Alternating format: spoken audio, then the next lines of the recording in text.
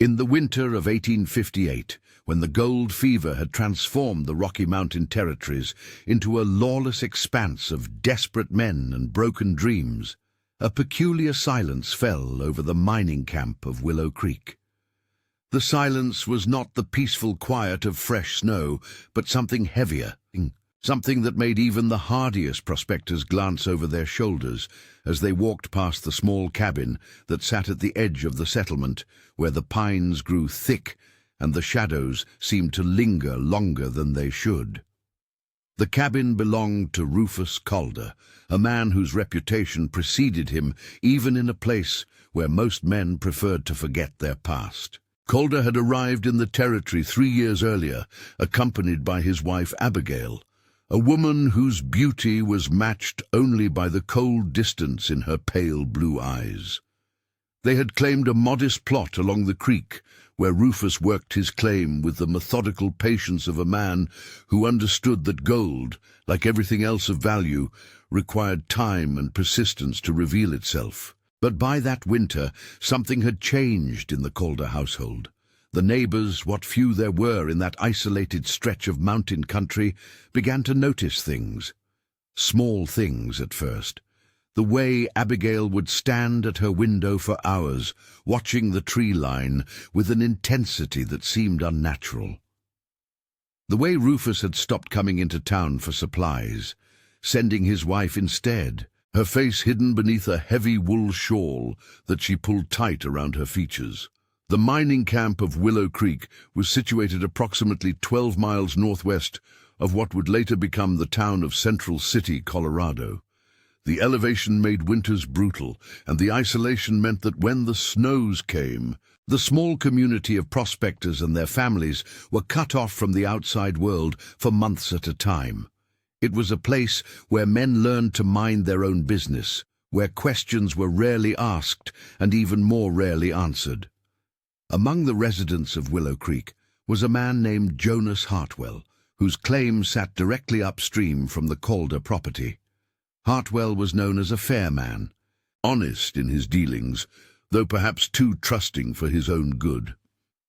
He had been working his claim since the spring of 1856 and had found enough color to keep him optimistic about his prospects. More importantly, he had found something else that autumn that changed everything. Evidence that the richest vein in the area ran directly beneath both his property and that of his downstream neighbor. The discovery should have been cause for celebration, or at the very least, careful negotiation between the two men. Instead, it marked the beginning of a series of events that would leave one man dead, another missing, and a woman whose true nature would only be revealed when the spring thaw uncovered secrets that had been buried beneath the mountain snow. Abigail Thornwell had been born in 1834 in the small town of Millbrook, Massachusetts, the daughter of a textile mill owner whose business had failed during the financial panic of 1857. Her marriage to Rufus Calder 6 months later had been arranged more out of necessity than love, a union that provided her family with enough money to avoid complete ruin, while giving Rufus access to what remained of the Thornwell family's social connections in Boston. The couple had traveled west with the wave of fortune-seekers who believed that gold would solve whatever problems they carried with them from their former lives. For Abigail, the journey represented an escape from the suffocating expectations of Eastern society, while for Rufus it offered the chance to build something entirely his own, free from the judgments and limitations that had defined his life in Massachusetts. Their first 2 years in the territory had been marked by the kind of quiet domesticity that characterized many mining camp marriages. Rufus worked his claim during the day, while Abigail tended to their small cabin, maintaining a garden during the brief summer months and preserving what food she could for the long winters. She had proven herself to be resourceful and adaptable, qualities that earned her a grudging respect from the other women in the camp, though she remained aloof from their attempts at friendship. But those who knew how to read the signs might have noticed that the Calder marriage was not quite what it appeared to be. Rufus spoke to his neighbors with the easy familiarity of a man comfortable in his surroundings, but when his wife was present, a subtle tension entered his voice, a careful quality that suggested he was weighing his words more carefully than the situation seemed to warrant. Abigail, for her part, maintained a perfect facade of wifely devotion, but her smiles never quite reached her eyes, and she had a way of watching people that made them uncomfortable without being able to say exactly why. The trouble began in earnest during the autumn of 1858, when Jonas Hartwell made his discovery. He had been following a promising vein that seemed to disappear into the rock face at the back of his claim, and it was only through careful examination of the geological formations that he realized the vein continued underground, running in a southeasterly direction that would take it directly beneath the Calder property. According to territorial mining law, Hartwell's discovery gave him no legal claim to the gold that lay beneath his neighbor's land, but it did give him information that was potentially valuable. Information that could form the basis of a partnership or joint venture that might benefit both families. He was a methodical man, not given to rash decisions, and he spent several weeks considering how best to approach Rufus with his findings. It was during this period of deliberation that Hartwell began to notice changes in the behavior of his neighbors. Rufus seemed increasingly agitated, working his claim with a desperate intensity that suggested he was aware his current methods were yielding diminishing returns. More troubling was the way Abigail had begun to appear at the boundary between the two properties, ostensibly tending to some household task, but clearly observing Hartwell's work with careful attention. On the 15th of November, Hartwell finally decided to speak with Rufus about his discovery. He walked to the Calder cabin just as the sun was setting, carrying with him a small sample of ore and a rough sketch he had made of the geological formation. Abigail answered his knock, her manner cordial but distant as she invited him inside and called for her husband. What transpired during that conversation was never recorded in any official document, but the effects were immediate and unmistakable. Within a week, Rufus Calder had begun working a section of his claim that he had previously ignored, digging with a focused determination that suggested he knew exactly what he was looking for.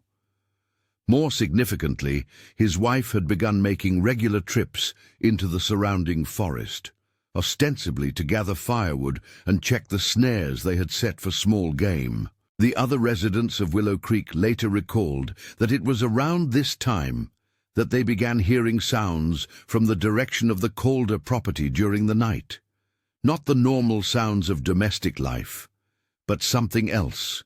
The rhythmic sound of digging, the creak of rope and pulleys, and occasionally what sounded like muffled conversations conducted in urgent whispers. When asked about the nocturnal activity, Rufus would explain that he was working extended hours to take advantage of the clear weather before the heavy snows arrived. But there were other sounds as well, sounds that came from the forest itself. The wolves in that region were known to be particularly bold during the winter months, when food became scarce and they were forced to venture closer to human settlements. That year, however, their behavior seemed different. Instead of the occasional howling that marked their distant presence, there were sounds that suggested they were establishing a more permanent presence in the immediate vicinity of the camp. Jonas Hartwell was the first to notice that the wolves seemed to be concentrated in the area between his property and the Calder claim. He mentioned this observation to his wife Margaret during their evening meal on the 28th of November, noting that he had seen tracks in the snow that indicated a pack of considerable size had taken up residence in the small valley that separated the two properties. Margaret Hartwell, a practical woman who had learned to trust her instincts during their time in the territory, expressed concern about the implications of having such a large pack so close to their cabin. She suggested that perhaps the men of the camp should organize a hunting party to drive the wolves back into the deeper wilderness, but her husband dismissed the idea, arguing that the animals would move on once the weather became too severe for them to hunt effectively in the area. It was a decision that Jonas Hartwell would have reason to regret, though not for the reasons he might have anticipated. The first significant snowfall of the season arrived on the 2nd of December, a heavy, wet snow that fell steadily for 3 days and left the camp essentially cut off from the outside world. The isolation was not unusual for that time of year, but the timing proved to be significant for reasons that would only become clear much later. During the storm, the residents of Willow Creek remained in their cabins, venturing out only when necessary to care for their animals or to gather firewood. It was therefore not immediately apparent that Jonas Hartwell had not been seen since the morning of the 4th of December, when his wife had last observed him setting out to check his claim despite the continuing snowfall. Margaret Hartwell was not immediately alarmed by her husband's absence. He was known to lose track of time when he was working, and the heavy snow would have made travel between the claim and their cabin both difficult and dangerous. She assumed he had taken shelter in the small lean-to he had constructed near his digging site and would return when the weather cleared. But when the snow stopped falling on the morning of the 5th and Jonas still had not returned, Margaret began to feel the first stirrings of genuine concern. She dressed warmly and made her way to his claim, following the path that had been partially obscured by the fresh snow, but was still passable for someone familiar with the terrain. What she found there defied explanation. The lean-to was empty, showing no signs of recent occupation. Jonas's tools lay scattered in the snow near his current excavation site, as if they had been dropped suddenly. Most disturbing of all were the tracks she found leading away from the work area.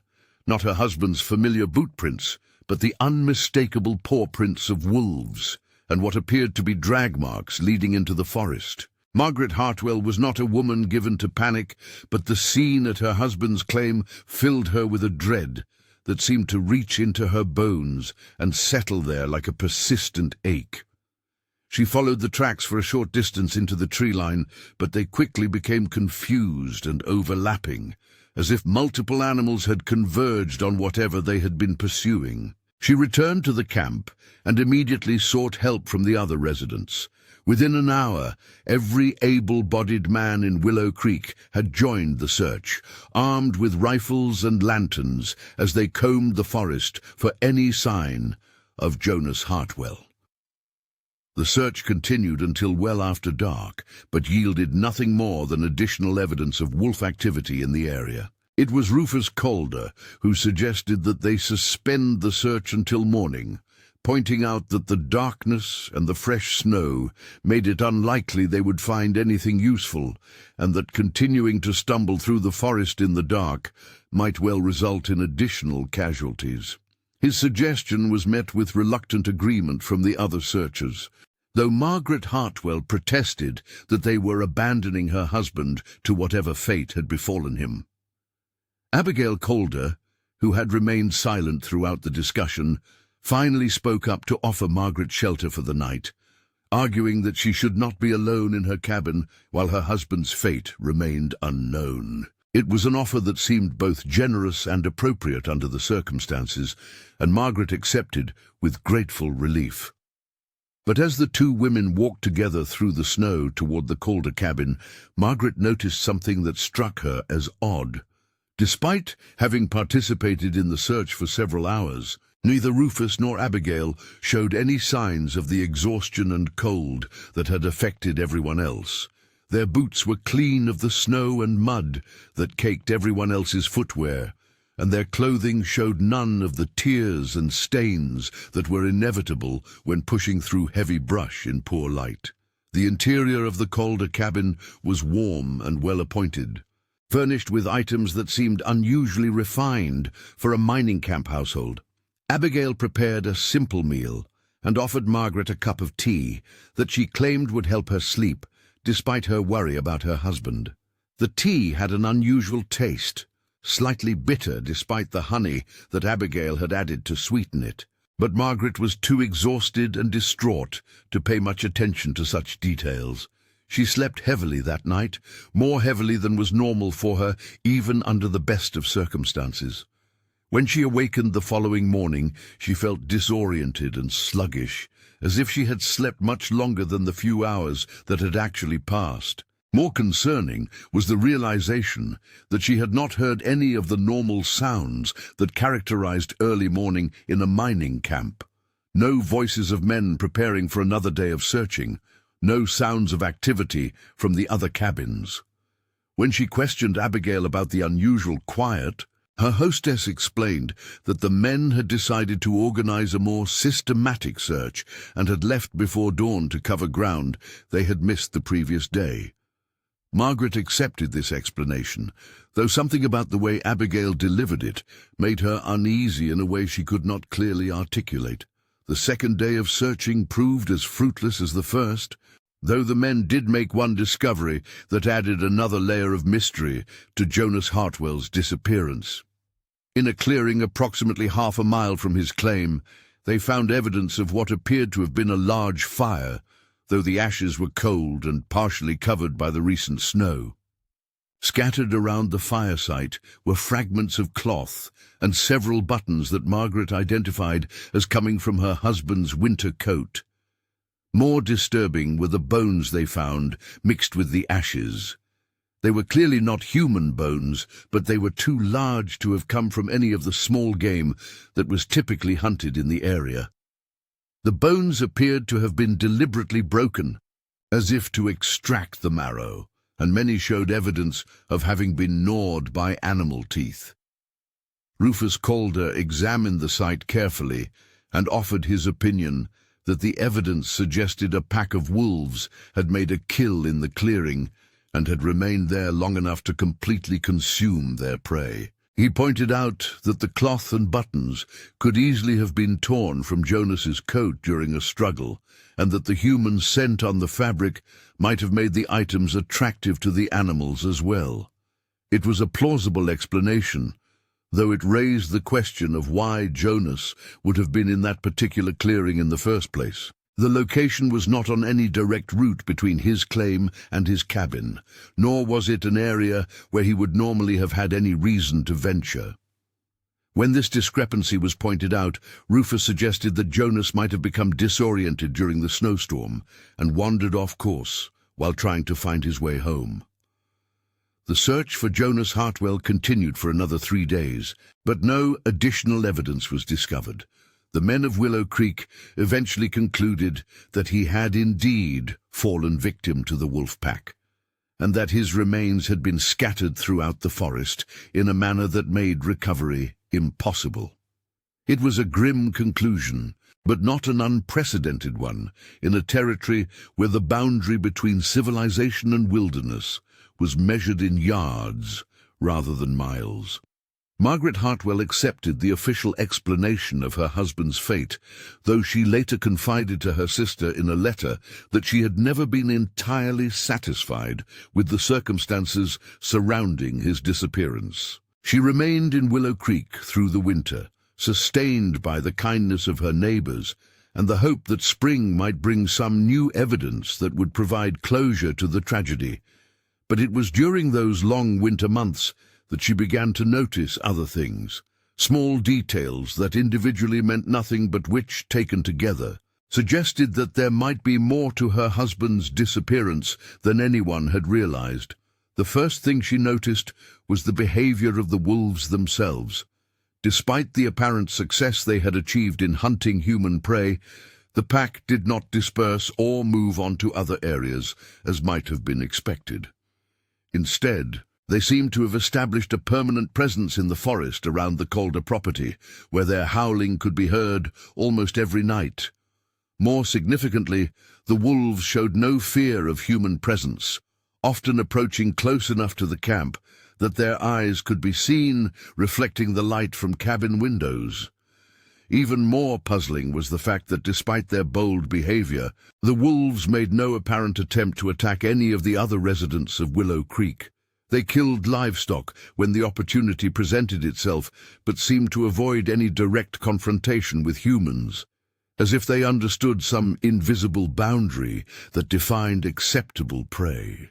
Margaret also began to notice changes in Abigail Calder's behavior. The woman who had been so kind and supportive during the immediate aftermath of the tragedy seemed to grow more distant as the weeks passed.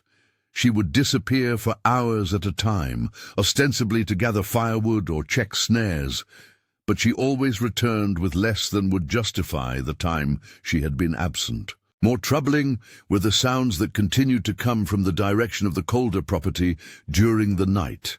The rhythmic digging that had been attributed to Rufus's extended work schedule continued even after the ground had frozen too hard for normal mining activities.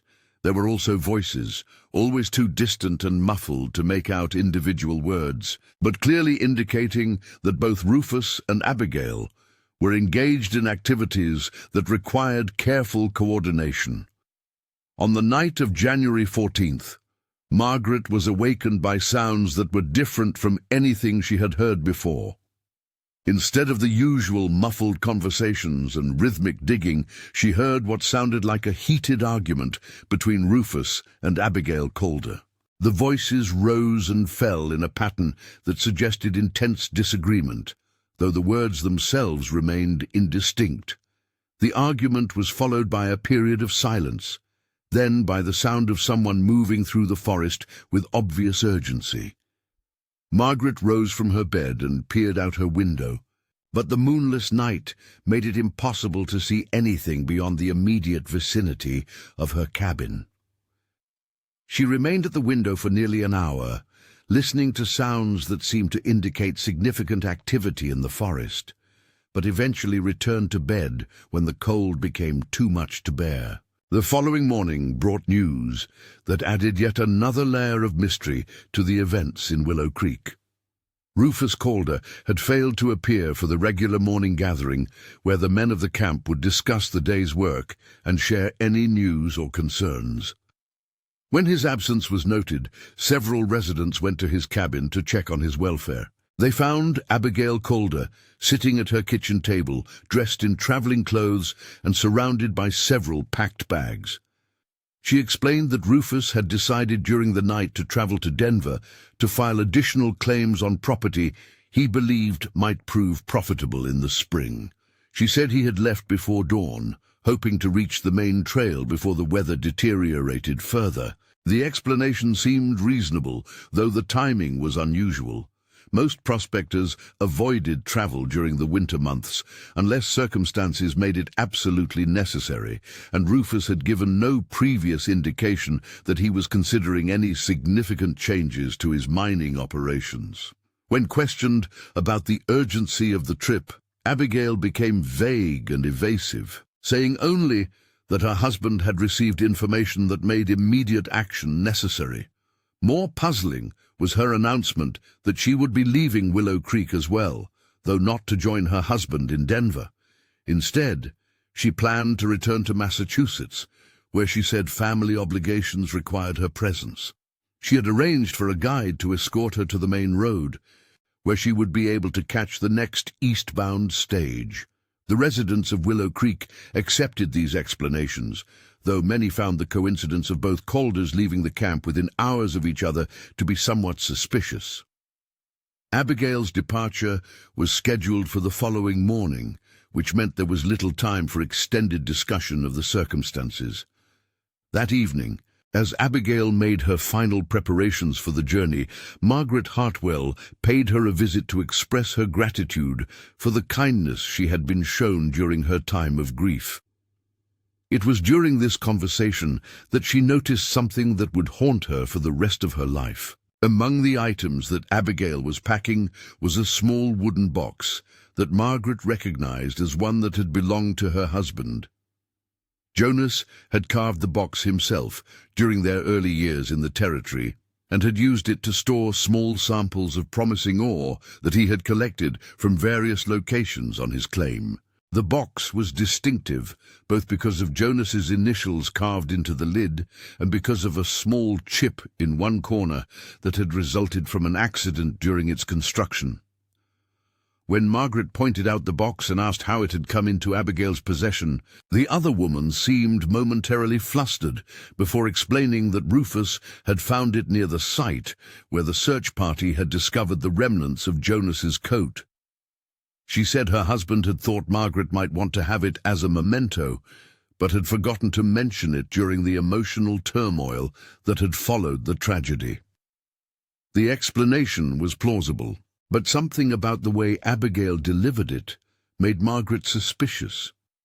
There had been a brief moment of panic in the other woman's eyes before she had regained her composure, and her voice had carried a quality of rehearsed precision that suggested the explanation had been prepared in advance.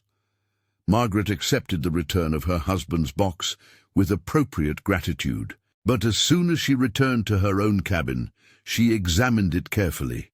What she found inside confirmed her growing suspicions that there was more to recent events than anyone had realized. The box contained not only several ore samples that she recognized as having come from Jonas's claim, but also a folded piece of paper covered with her husband's distinctive handwriting. The paper appeared to be part of a letter, though the beginning and end were missing, leaving only a fragment that read, "Discovery changes everything. The vein runs directly beneath both properties, but Calder doesn't know yet. If we can work out the details before he realizes what he has, we could both profit significantly. The woman watches me constantly now, and I think she suspects something. I need to be more careful about when and how I approach the subject."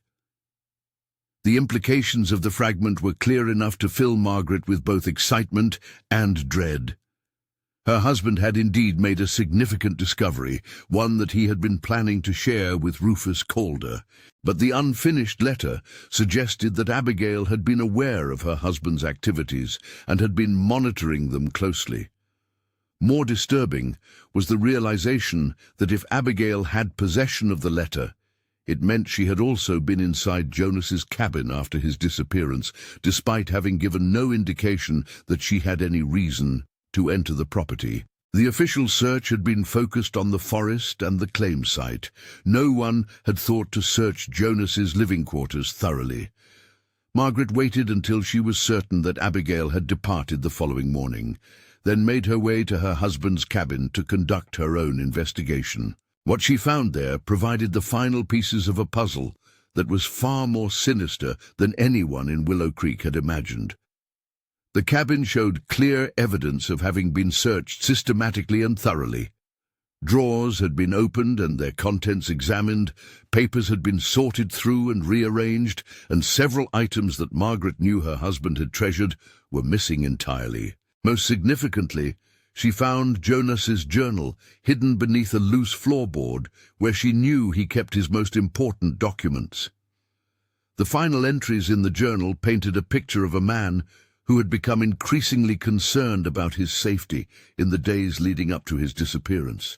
Jonas wrote about feeling watched whenever he worked his claim, about strange sounds in the forest during the night, and about his growing conviction that someone was following him when he traveled between his cabin and his worksite. More revealing were his observations about the Calder family, particularly Abigail. Jonas had noted that she seemed to know more about mining and geology than would be expected of a woman with no practical experience in such matters. He had also observed that she asked unusually specific questions about his work methods and his assessment of the potential value of various sections of his claim. Most disturbing of all was the final entry, dated the morning of his disappearance. "She knows about the discovery. I'm certain of it now. The way she looks at me has changed, and yesterday I caught her examining the boundary markers between our properties. I think she may have been inside my cabin while I was working. I need to be very careful about how I proceed. If I'm right about what lies beneath these two claims, it could change everything for both families, but only if we can trust each other. I'm not sure anymore that trust is possible. The journal provided confirmation of Margaret's suspicions, but it also raised new questions about exactly what had happened to her husband and where Rufus Calder might have gone. The official explanation of wolf attack no longer seemed plausible in light of the evidence that Jonas had been deliberately targeted because of his discovery. Margaret spent the remainder of the winter carefully considering her options. She could report her suspicions to the territorial authorities, but that would mean a dangerous journey to the nearest town with a proper sheriff, and even then, her evidence was largely circumstantial. She could confront the remaining residents of Willow Creek with what she had learned, but that might put her own safety at risk if others were involved in whatever had happened to Jonas. In the end, she decided to wait until spring, when travel would become easier and when she might have an opportunity to conduct a more thorough investigation of the area where her husband had disappeared. It was a decision that would prove to be both wise and terrifying in ways she could never have anticipated. The spring thaw began in late March, earlier than usual for that altitude, and with it came discoveries that confirmed Margaret's worst fears about the events of the previous winter. The first significant finding occurred when the snow melted enough to expose the area around the fire site, where the search party had found the remnants of Jonas's clothing. A more careful examination of the location revealed that the bones scattered around the site were not from any wild animal, as had been previously assumed. They were clearly human bones, though they had been deliberately broken and arranged in a way designed to disguise their true nature. Mixed with the bone fragments were personal items that had belonged to Jonas: his pocket watch, several coins, and the distinctive brass buttons from his work clothes. More significantly, the spring runoff revealed a carefully concealed cache hidden beneath what had appeared to be a natural rock formation near the fire site. The cache contained additional personal effects, including Jonas's leather work gloves and his favorite mining pick, items that he would never have abandoned voluntarily. But the most damning evidence was found when the snow melted completely around the Calder property. The ground that had been frozen during the winter revealed clear evidence of extensive digging that had nothing to do with mining operations. Several areas showed signs of having been excavated and then carefully filled in, with attempts made to disguise the disturbance by scattering leaves and debris over the surface. When Margaret convinced two of the other camp residents to help her investigate these suspicious sites, they made a discovery that explained both Jonas's disappearance and Rufus Calder's sudden departure from Willow Creek. In the largest of the excavated areas, they found human remains that had been hastily buried and then partially disturbed by scavenging animals. The remains were clearly those of a man, and while decomposition made positive identification difficult, several pieces of evidence suggested they belonged to Jonas Hartwell. The clothing fragments matched garments that Margaret remembered her husband wearing, and the presence of a distinctive silver ring that had belonged to Jonas's father provided near-certain confirmation of the identity. But the condition of the remains told a story that was far more disturbing than simple murder. The bones showed evidence of having been deliberately broken while the victim was still alive, and the position of the body suggested that Jonas had been buried while still breathing, though probably unconscious. It was a method of killing that was both incredibly cruel and designed to ensure that the victim's death would be slow and agonizing. Even more disturbing was the discovery of a second burial site located near the boundary between the Calder and Hartwell claims. This site contained remains that were clearly much older than those of Jonas Hartwell, though they showed evidence of the same deliberate mutilation and live burial that had characterized the first murder. The identity of this second victim remained a mystery, though several items found with the remains suggested it might have been another prospector who had worked in the area during the previous year. A man named Samuel Cross had been reported missing from the camp during the summer of 1857, though at the time his disappearance had been attributed to his decision to seek better prospects elsewhere. The discovery of Cross's remains, if that was indeed who they were, suggested that the Calders had been operating in the area much longer than anyone had realized, and that Jonas Hartwell had not been their first victim. It also raised the question of how many other bodies might be hidden in the forest around Willow Creek, and whether any of the other disappearances that had occurred over the years might have been attributed to the wrong causes. As word of the discoveries spread beyond Willow Creek, territorial authorities finally became involved in what had clearly become a multiple murder investigation. A deputy sheriff arrived from Central City in early May, accompanied by two men experienced in conducting criminal investigations in remote areas. The official investigation lasted nearly 2 weeks and resulted in the discovery of 3 additional burial sites scattered throughout the forest around the former Calder property. In total, the remains of 6 men were recovered, all showing evidence of the same brutal murder method. Several of the victims were identified through personal effects, while others remained anonymous, their identities lost along with their lives. The investigation also revealed the true scope of the mining operation that had provided the motive for the killings. The geological survey conducted by the territorial authorities confirmed that there was indeed a rich vein of gold running beneath both the Hartwell and Calder claims, just as Jonas had suspected. More significantly, the vein extended much further than either man had realized, encompassing portions of several adjacent properties. The Calders had apparently been aware of this geological formation from the beginning of their time in the territory, and had been systematically eliminating anyone who might have discovered their secret. The murders had been carefully planned and executed in a way designed to minimize suspicion, with the victims' disappearances attributed to the normal hazards of frontier life. But perhaps the most disturbing revelation was the extent to which Abigail Calder had been involved in planning and executing the murders.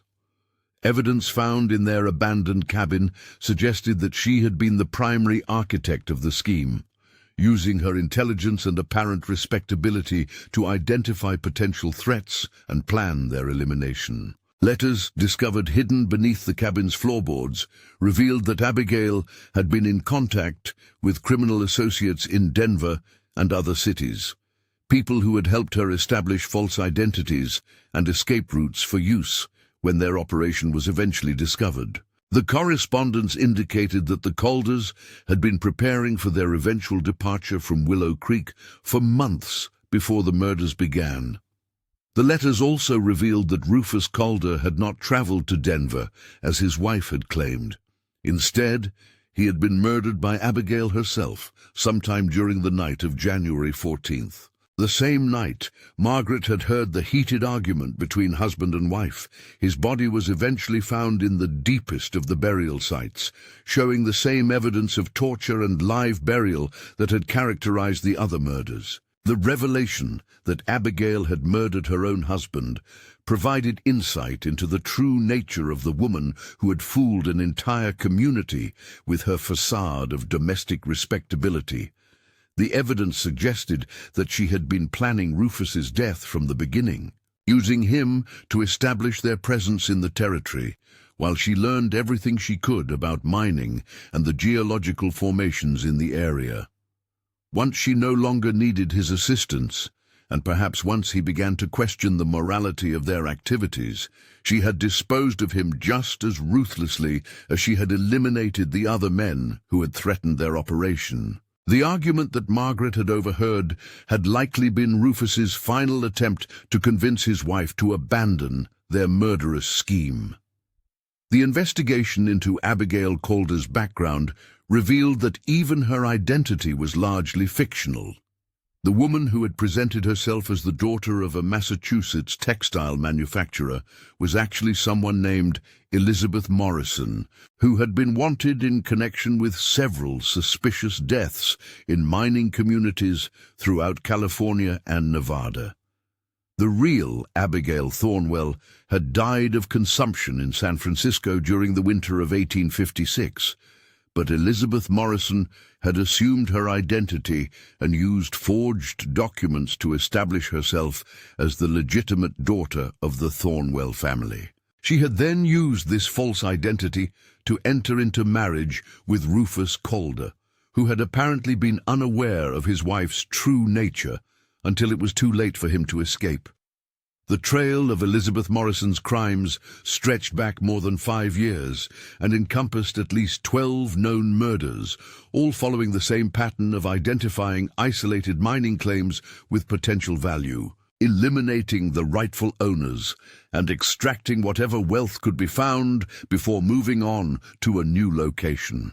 She had proven herself to be exceptionally skilled at assuming false identities and manipulating the trust of rural communities where people were accustomed to accepting newcomers without asking too many questions about their past. By the time the investigation in Willow Creek was complete, Elizabeth Morrison had been missing for more than 4 months, and the trail had grown cold.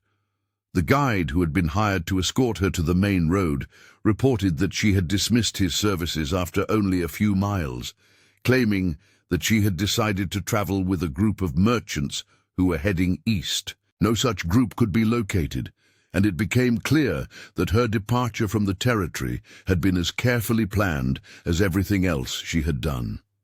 The territorial authorities issued warrants for her arrest and distributed descriptions to law enforcement agencies throughout the Western Territories.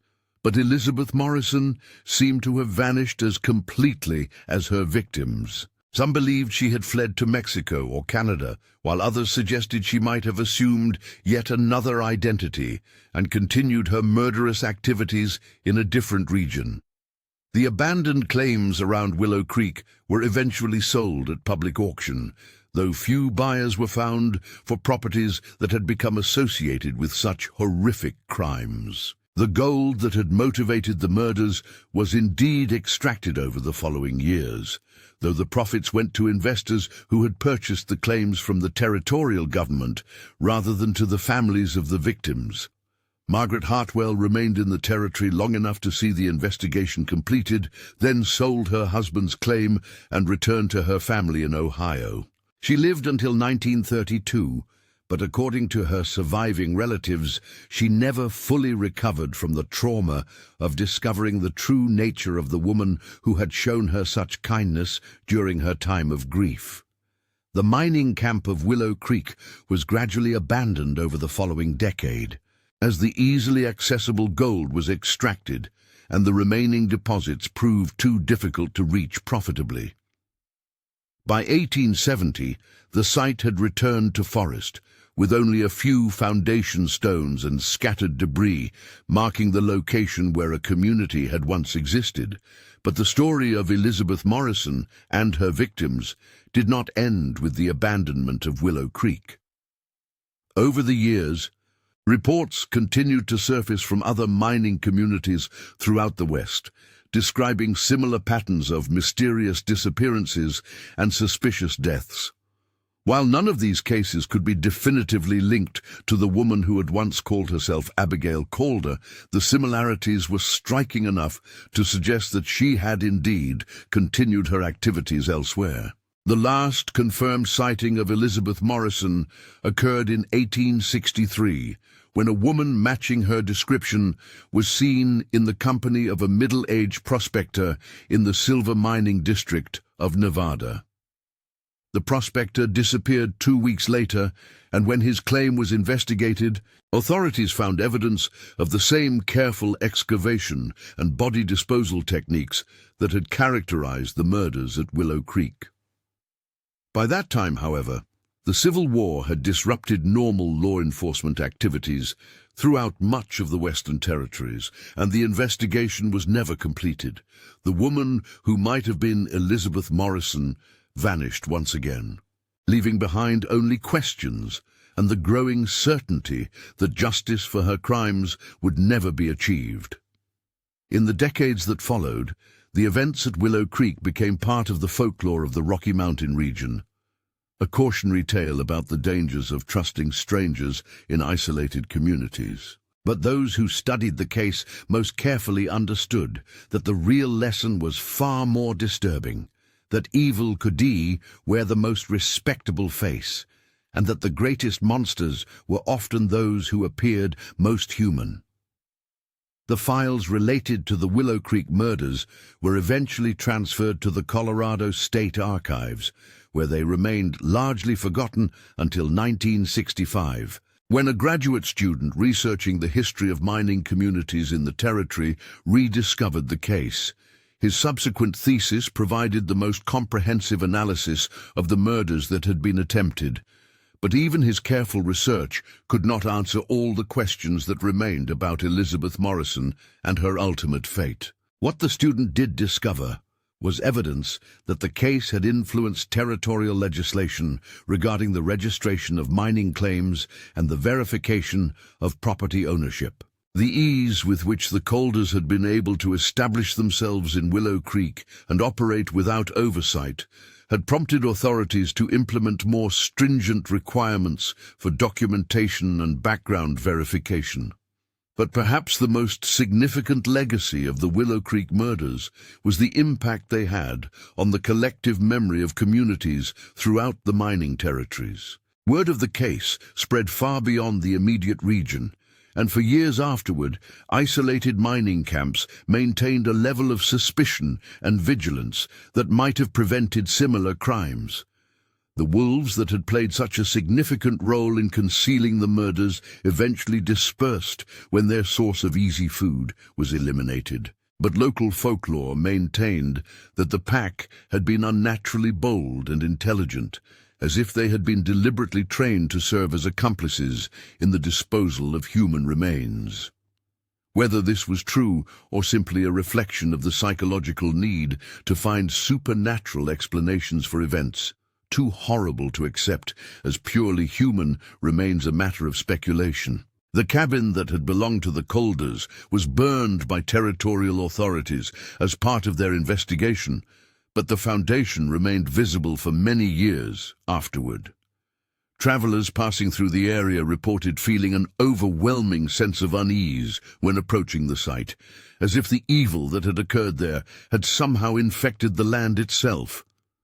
By the turn of the century, even the foundation stones had been scattered or buried beneath accumulated debris, and the exact location of the cabin became a matter of local debate. Some claimed to know precisely where it had stood, while others insisted that the forest had reclaimed the site so completely that no trace remained. But in 1968, a team of archaeologists conducting a survey of historical sites in the region made one final discovery related to the Willow Creek murders. Hidden beneath decades of accumulated soil and vegetation, they found a small metal box that had been carefully buried near what appeared to have been the cabin's root cellar. The box contained a collection of personal items that had apparently belonged to the victims: rings, pocket watches, coins, and other small valuables that would have been too distinctive to sell, but too valuable to simply discard.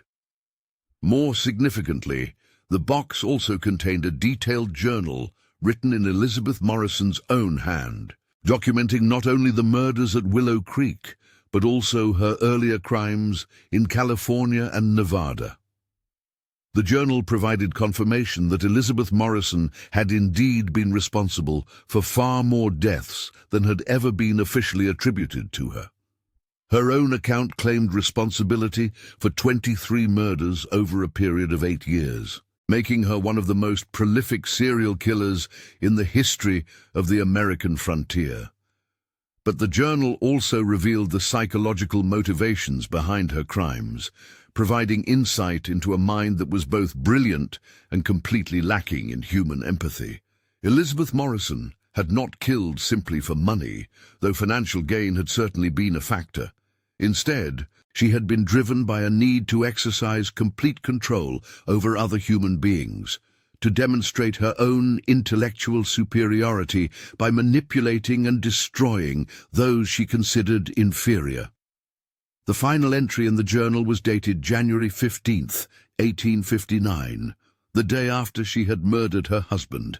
In it, she expressed no remorse for her actions, but rather a sense of satisfaction at having successfully completed what she called the most challenging phase of the operation. She went on to detail her plans for establishing a new identity and continuing her activities in a different region, writing with the calm confidence of someone who believed herself to be beyond the reach of justice. The discovery of the journal finally provided closure to a case that had remained officially unsolved for more than a century.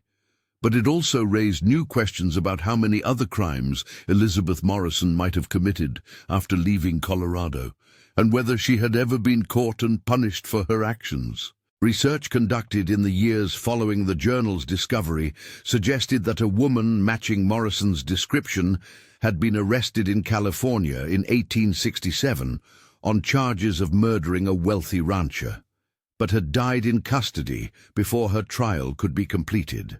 If this was indeed Elizabeth Morrison, then justice had finally been served, though not through any deliberate action by law enforcement.